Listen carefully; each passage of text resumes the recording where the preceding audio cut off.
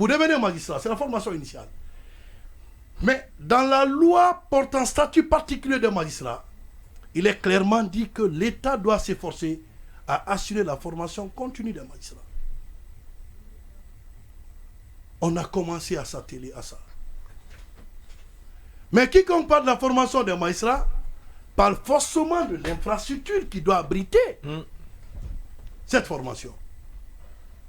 Regardez le centre de formation judiciaire, à l'image des autres écoles au niveau de la sous-région. Vous ne pouvez pas comparer le centre de formation judiciaire de la République de Guinée, qui est une école de la magistrature, par analogie. Mais vous partez aujourd'hui, c'est inachevé, par des questions de corruption. Alors, si avant, il était permis que des questions judiciaires soient gérées sur le terrain politique,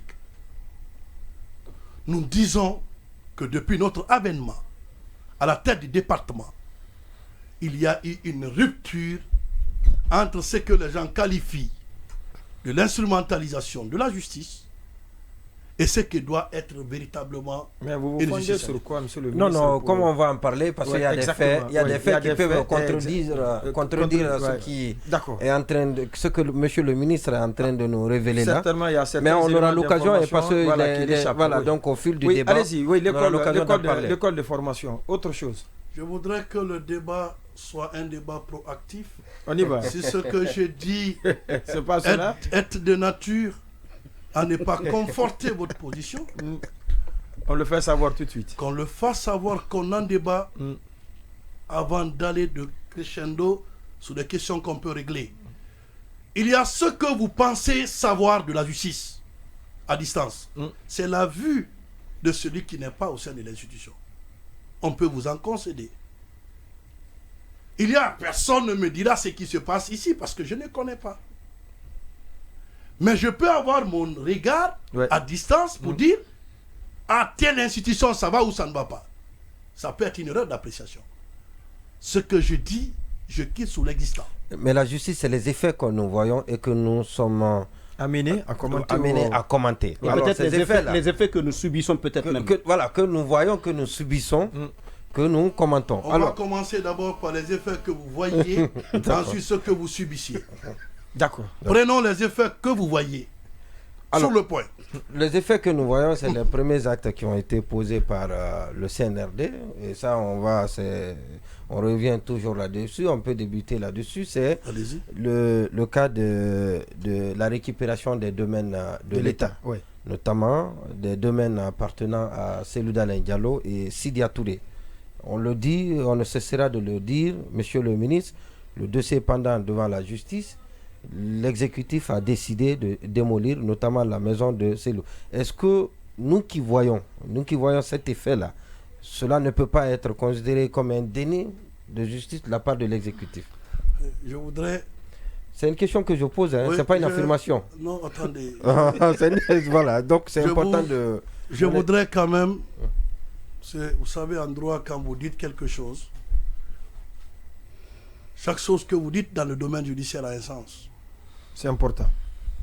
Quand vous entendez déni de justice, c'est le refus illégal d'un magistrat de dire le droit. C'est ce que cela veut dire. Oui. Bon, comme je parle au prof... D'accord. Alors, je peux comprendre. C'est une procédure extrajudiciaire alors, qui a été appliquée dans la récupération des domaines de Cellou et de Sidya. Alors qu'il y avait un premier dossier qui était pendant devant la justice, on a vu l'État user de toutes ses forces et de tous ses pouvoirs, sans procédure légale, exproprier ces domaines à leur présumé propriétaire. Est-ce que cela aussi respecte les normes? Est-ce que c'est normal? Autant de beaucoup d'exemples, J'ai l'impression que vous avez quand même un problème de maîtrise des acceptions juridiques. Si vous m'écoutiez, ça va vous permettre de comprendre. Je comprends votre position. Vous voulez dire ce qui a été fait, ce n'est pas du droit. C'est ça, non? Non, on veut dire non, ce attendez, qui a été fait. Non, je vais cerner. Ce n'est pas normal. Non, quand les intéressés ont été ce que vous dites, l'exécutif leur a demandé de poser des questions. Ce que vous dites, si j'ai bien compris, vous voulez dire au ministre de la Justice que ce qui est fait, est illégal. Monsieur Marouane, c'est ça? Et illégal. Bien sûr, monsieur le ministre. Puisque c'est fait en dehors des formes prévues par la loi, c'est ça? Bien sûr, monsieur le ministre. Donc n'en parlons pas de l'expropriation. J'ai parlé de procédure extrajudiciaire. Non. Vous avez parlé d'expropriation des biens. J'ai utilisé le mot extrajudiciaire. Mais vous l'aviez utilisé. Ouais. Expropriation. Bien sûr. Ça n'a pas sa place là. Vous savez, sur cette question, je l'ai dit encore une fois de plus, dans chaque média que je suis passé, cette question m'a toujours été posée et la réponse que j'ai donnée, elle ne bougera pas parce que c'est une réponse que beaucoup ignorent à la forme. Vous me dites toujours, je ne vais pas personnaliser le débat.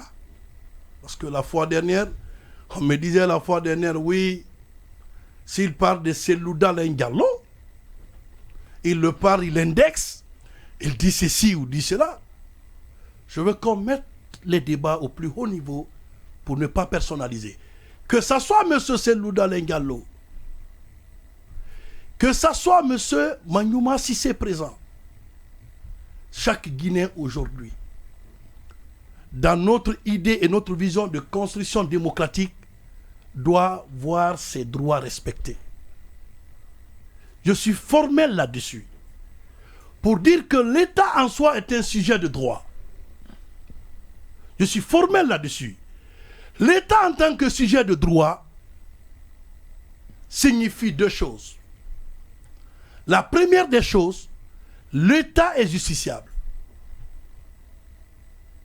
Parce que l'État de droit suppose la soumission de l'État à ses propres règles. Deuxième chose, l'État a la possibilité, en tant que propriétaire de biens, de récupérer son patrimoine dans la main de quelques personnes que ce soit. Un principe très simple. Que dit la loi en matière de patrimoine de l'État?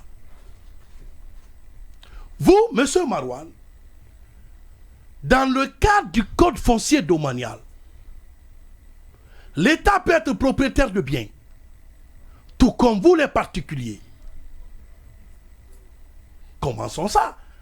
Mais la particularité du bien de l'État, c'est que le bien de l'État est incessible. Le bien de l'État est inaliénable. Ça veut dire que quoi? Lorsque vous voulez acheter le bien de l'État, puisque l'État est une personne morale, si vous voulez acheter les biens de l'État, rassurez-vous que le bien là qui forme le patrimoine de l'État est déclassifié avant d'acheter. Ce n'était pas le cas? Non, je ne suis pas magistrat, je ne suis pas du judiciaire pour dire j'ai examiné le dossier et voici ce qui a été donné. Je vais en revenir par rapport à ma position puisque la question elle revient à chaque fois. Permettez-moi de poser le principe et comme ça je vais tirer une conclusion qui va vous dire quelle est ma position sur le point. Donc si le bien n'est pas déclassifié, pour dire que l'État a fait sortir le bien dans son patrimoine qui permet à la personne de l'acheter ou de l'acquérir, on dit que cette acquisition, elle est nulle et de nul effet. Même si vous avez un titre foncier, même si vous avez quoi que ce soit justifiant votre propriété sur un bien reconnu comme appartenant à l'État, si M. Cellou Dalein Diallo s'est adressé à sa justice pour contester cette forme de récupération de l'État, c'est son droit. Nous sommes d'accord. C'est son droit. Et si cela a été examiné en présence des avocats, la procédure étant au niveau de la justice, si la justice s'est prononcée sur cette question, si nous avons du respect pour nos institutions, j'aime souvent quelqu'un qui me dit que le respect ne se décrète pas. C'est vrai. Dites-moi comment vous êtes, je vous dirai si vous méritez mon respect. Mais dans les règles du jeu, dans tous les États du monde, l'on ne peut pas permettre. La justice s'est prononcée. C'est ce que beaucoup ne savent pas, peut-être, monsieur le ministre. C'est la raison pour laquelle, lorsqu'il y a des questions judiciaires, j'ai toujours dit aux journalistes,